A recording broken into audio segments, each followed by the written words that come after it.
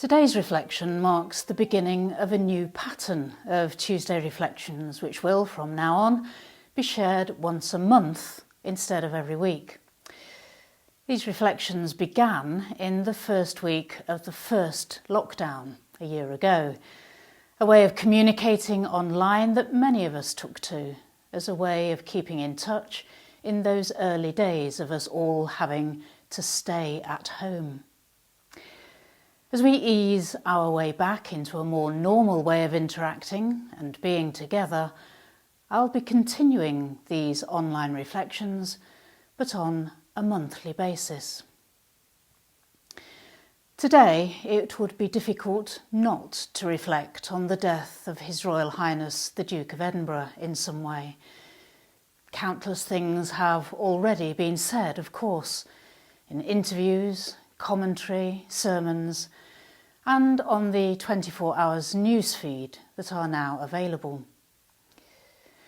One of the things that struck me particularly over the weekend was a comment made by a correspondent on a Saturday morning news programme. He reflected on the fact that the life and presence of the Duke had, understandably, become a bit thin over the past few years, and certainly since his formal retirement from public duties. Being out of the public gaze, he'd in some sense gone into the shadows.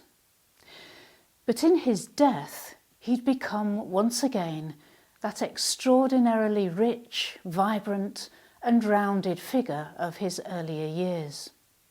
And all the more so as the many and varied aspects of his life were being recalled, remembered and retold by those who'd known him and been involved in his work.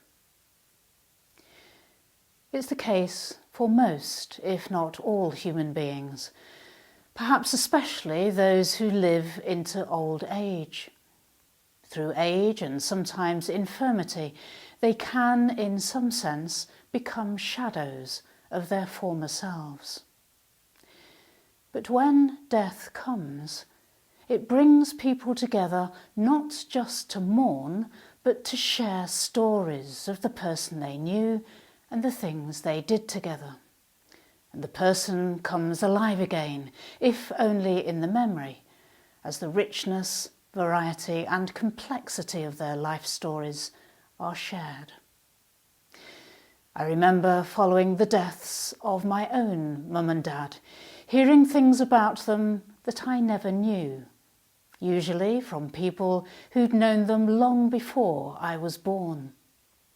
It added to my own understanding of who they were and brought additional colour and depth to their characters. Commenting on the death of his father over the weekend, Prince Charles said that he thought the Duke of Edinburgh would want to be remembered as someone in his own right. Not so much consort to the Queen, though he was, and exercised that role with extraordinary grace and vision, nor so much husband of the monarch, though it's clear that their relationship of over 73 years, described as a true love story, was a solid foundation for both the Queen and the monarchy in the many challenges and crises that this country has faced during her reign. But he wanted to be remembered as someone who, despite his role, was his own person, with his own passions, interests and opinions. Against some odds, he used those passions, interests and opinions to carve out a path for himself that has been described as one of the greatest examples of public service this country has ever seen. One of the finest qualities Prince Philip exhibited, it seems to me, was that of humility. He was a born leader, but obliged to give up a promising naval career when his wife became Queen. He was what might be termed a man's man, yet obliged to take second place to his wife, walking always one step behind her and never taking centre stage in her presence. We can only guess what the cost of that was, particularly in the 50s at the beginning of the Queen's reign.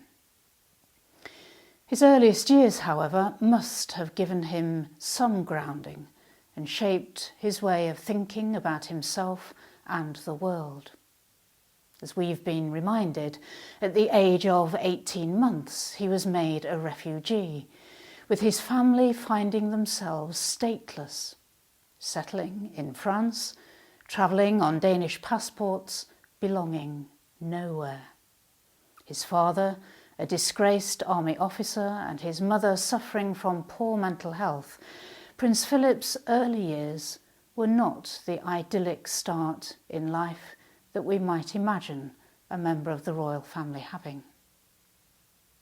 These experiences undoubtedly shaped his outlook and gave him a real sense of what it's like to be an outsider, living as a young person in challenging circumstances beyond his control.